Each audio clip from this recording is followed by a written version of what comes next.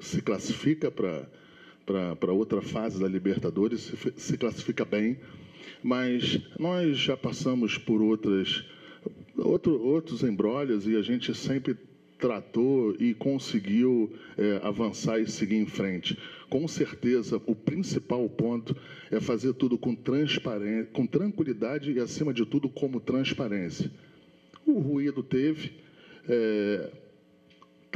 está sendo bem explicado, não tem nenhuma desculpa para, usando esse ruído, o que aconteceu foi, de fato, uma falta de comunicação, e a gente está aqui se colocando exatamente para isso, para deixar claro que os objetivos do Flamengo no final da temporada, os objetivos de todas as pessoas que estão aqui são os mesmos, junto com os jogadores, junto com a diretoria, junto com a comissão técnica, que é ter um final de ano muito melhor do que foi o nosso início.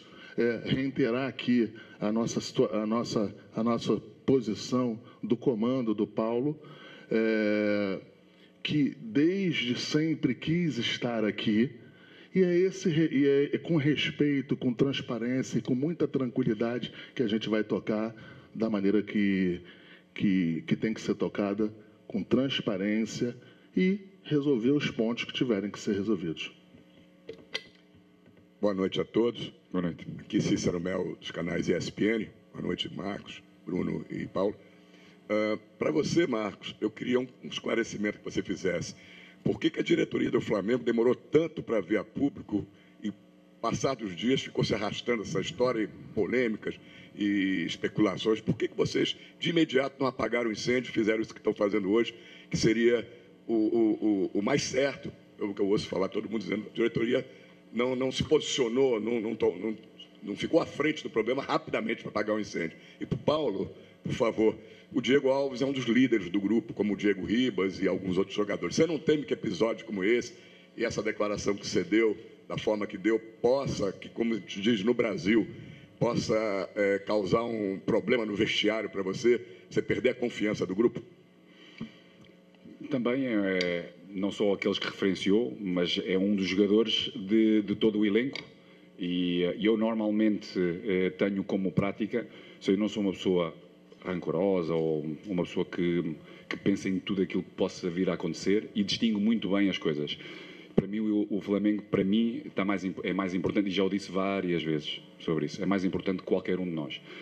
E qualquer jogador, treinando e ganhando a minha confiança para jogar, vai ser relacionado e vai jogar. Por isso, tanto o Diego Alves como o Diego Ribas, que tem sido também utilizado ultimamente, porque treina, porque tem essa mesma confiança, dá-me confiança para eu poder pensar nele e para poder, com ele, juntamente com os outros, ganhar jogos. Cícero, o problema aconteceu na terça-feira à noite, bem tarde. Na quarta-feira era folga, e a gente precisava entender com clareza e com transparência o que de fato houve, para poder estar aqui, a todos vocês, a toda a torcida do Flamengo, dar as explicações corretas e plausíveis. Passou quinta, sexta, a gente entendeu o que era, e a gente rapidamente está aqui explicando para tudo isso. Tanto que talvez não seria o momento para eu e o Bruno estarmos aqui, porque é um pós-jogo, geralmente é o técnico que fala do jogo, do time, de todo o posicionamento, mas como a gente entendeu que deveria ter um esclarecimento claro e transparente, a gente fez logo isso, logo que a gente entendeu que poderia fazer. Talvez não seja no tempo que você entenda que deveria ser. Eu respeito, temos a nossa relação a longa data, eu respeito o teu posicionamento, mas, no meu ver, a gente tinha que, primeiro, com calma, com tranquilidade, entender o processo todo para chegar aqui e dar as posições corretas, para não ter um outro problema de comunicação. Aqui, Marcos Coelho, Rádio Tupi, direcionar para o Paulo essa pergunta. Paulo, é o segundo jogo consecutivo do Flamengo aqui no Maracanã, o segundo jogo que o Flamengo vence, o segundo jogo seguido sem ser vencido pelo ataque adversário, 2 vitórias sem sofrer gols. e 2 jogos com muitas vaias, algumas individuais. Estamos vendo a situação do Hugo. E é nítido também, até na hora do telão, algumas vaias direcionadas a você também. Algo que eu acho que na vida do treinador acontece. Enfim, eu queria te perguntar quando e como você acha que esse cenário pode se reverter e se você acredita que em algum momento você vai sair do Maracanã depois de um jogo e a torcida gritando o teu nome, te ovacionando. Como você vê esse cenário atual e como você espera que seja no futuro? Bom, eu acho que isso já aconteceu. Ou seja, sair ou iniciar com o torcedor feliz e a cantar também o meu nome. O torcedor é sempre soberano. Ele dita se está contente ou não está contente. Da minha parte, é trabalhar como sempre fiz, com muita honestidade, com tudo aquilo que é o meu conhecimento, meter sempre o Flamengo à frente de tudo para os poder render felizes.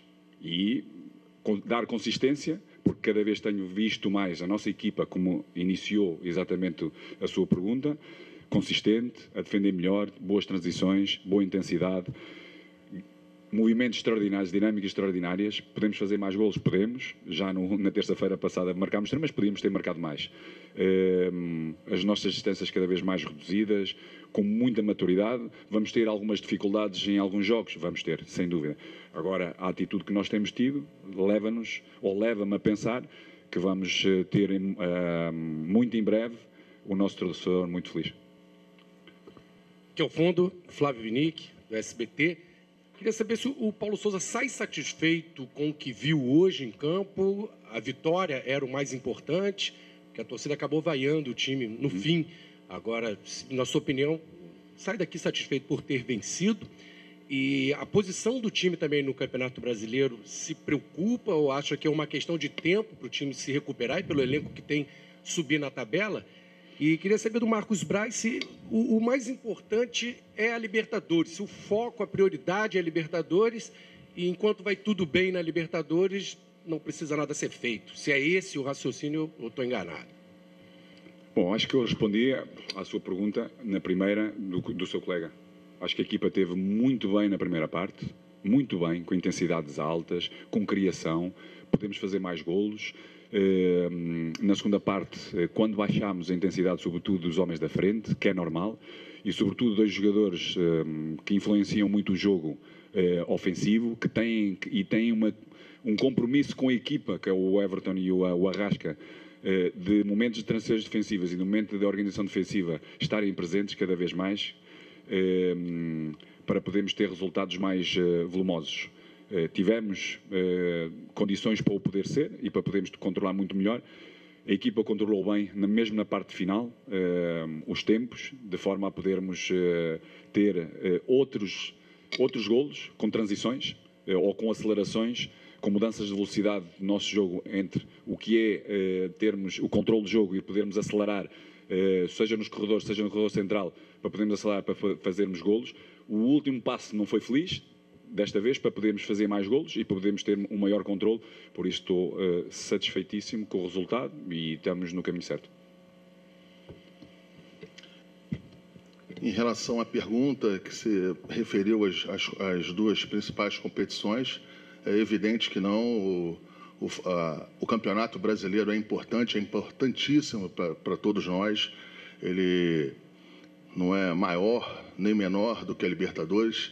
A gente, isso também é um pedido, uma determinação do presidente Landim, que a gente esteja sempre competindo em todas as competições para ganhar.